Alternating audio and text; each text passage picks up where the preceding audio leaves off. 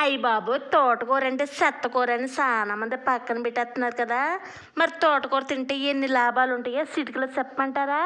కంటి చూపు అనేది చక్కగా మెరుగుపడిద్ది. అదే కాకుండా కొంతమందేమో పద్దాక తింటూ ఉంటారు. తింటారని పద్దాక ఇసుక్కుంటామా? లేదు. వాళ్ళకి హార్మోన్స్‌లో ఏదో ప్రాబ్లమ్ వల్ల అట్టాగ మాటి మాటికి తింటూ ఉంటారు. తింటున్నారని మనం అలాగే వదిలేస్తూ ఉంటే ఇంక లేనిపోయిన ఎఫెక్ట్‌లు అవుతాయి. అప్పుడు ఏం చేయాలంటే ఇట్లాంటి తోటకూర ఇగుర్లు చక్కగా లేదంటే తోటకూర పప్పు మ్యాక్సిమం తోటకూరని యాడ్ చేస్తూ ఉండండి. అప్పుడే వాళ్ళకి ఈ తినేది కూసంతా మెరుగుపరిచిద్దంట. అంటే తినకుండా చేసిద్దంట. ఎట్టా చేసిద్ది అనంటే దాంట్లో ఉన్న హార్మోన్స్ లెవెల్స్ని కంట్రోల్ చేస్తూ ఉండిద్దంట.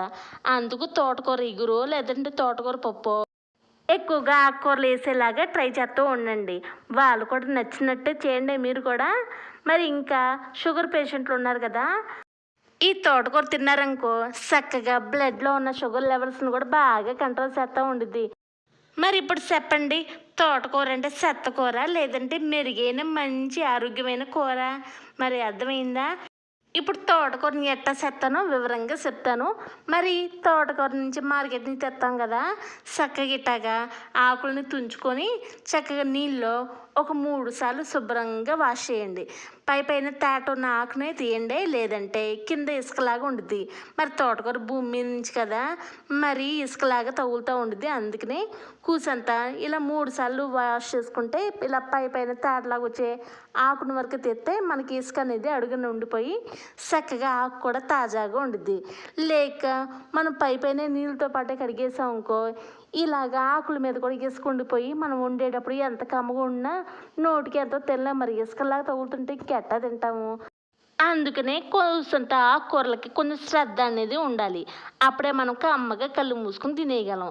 చక్కగా ఇప్పుడు మనం ఒక కడాయి పెట్టుకొని కొద్దిగా ఆయిల్ వేసుకుని కొద్దిగా అంటే ఒక 3 టేబుల్ స్పూను తర్వాత పోపు దినుసులు 1 టేబుల్ స్పూన్ ఆవాలు, జీలకర్ర, పచ్చెనపప్పు, మినప్పప్పు, ఒక 5 వెల్లుల్లిపాయ రెబ్బలు, 2 రెబ్బల కరివేపాకు ఇట్లా వేసుకుని దోరగా వేయించుకున్న తర్వాత మరి పోపు దినుసులు ఎంత ఎగితే అంత రుచిగా ఉంటాయి. తర్వాత ఇలా పెద్ద సైజు ఉల్లిపాయ 2 పచ్చిమిరపకాయలు కూడా వేసుకోండి. మరి తొందరగా వేగాలంటే ఉల్లిపాయ పచ్చిమిరపకాయలు ఇలా టేస్ట్ తగ్గట్టు సాల్ట్ 1/2 టేబుల్ స్పూన్ పసుపు. పసుపు ఏంటక్క ముందుగా వేసావు అని అంటే పసుపు వేసినా మనకు ప్రాబ్లం ఉండదు. ఎప్పుడు వేసినా నేను ఎక్కడో చదివాను పసుపు వేస్తే ఆకుకూరలు కూడా లేదంటే ఇట్లాంటి ఉల్లిపాయలు ఏమి ఆవిరవ్వకుండా చక్కగా అక్కడే తాజాగా ఉంటాయంట. మరి ఏమో అందుకనే ఉపయోగం పడిద్దని ఇట్టాగేసాను. మరి నాకు బాగానే అనిపించింది. అందుకే మీకు కూడా చెప్తున్నానే ఇట్టాగ ఉల్లిపాయలు పచ్చిమిరపకాయలు కూడా త్వరగా వేగిన తర్వాత మరి ఆకుకూర అంటే సత్తకూర అని మీలో ఫీలింగ్ ఉంది కదా! అందుకనే మరి పన్నీర్ అంటే చాలా మంది ఇష్టపడుతూ ఉంటారు. పిల్లల కానించి పెద్దవాళ్ళ వరకు. అందుకని ఆ ఇష్టాన్ని పెంచేలాగా ఇప్పుడు పన్నీర్ వేసి చక్కగా దోరగా 2 నిమిషాలు దోరగా వేయించుకున్నాను.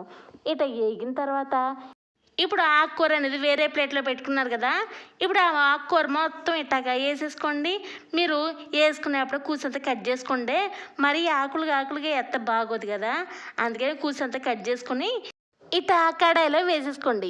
ఇక వేసుకున్న తర్వాత మీరు పెద్ద మంట పెట్టుకొని చక్కగా అటు ఇటు కలుపుతూ ఉంటే మీరు ఆకులో కూడా కూసంత నీరు అంటూ ఉండిద్ది. ఆ నీరు కూడా ఆవిరైపోతూ ఉండిద్ది.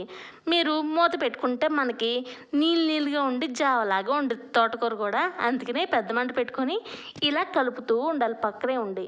ఇట్ట 2 నిమిషాల వరకు ఇట్ట కలుపుతూ ఉంటే చూసారా ఎంత చక్కగా ఉందో. మనకేమైనా మెత్తగా కనబడుతుందా? లేదు కదా! చక్కగా ఉందిగా. ఇక చక్కగా 1 టేబుల్ స్పూన్ కారం వేసుకొని ఇప్పుడు 1 నిమిషం అటు ఇటు అనేసి ఇక మీ స్టవ్ని ఆఫ్ చేసేయండి. చక్కగా సర్వింగ్ బౌల్లో తీసేసుకుని హ్యాపీగా తినేవచ్చు. పిల్లలకి నచ్చిన పన్నీరు అట్లాగే ఆరోగ్యమైన తోటకూర 2 ఒకే చోట అంటే ఎంత బాగుండిద్ది.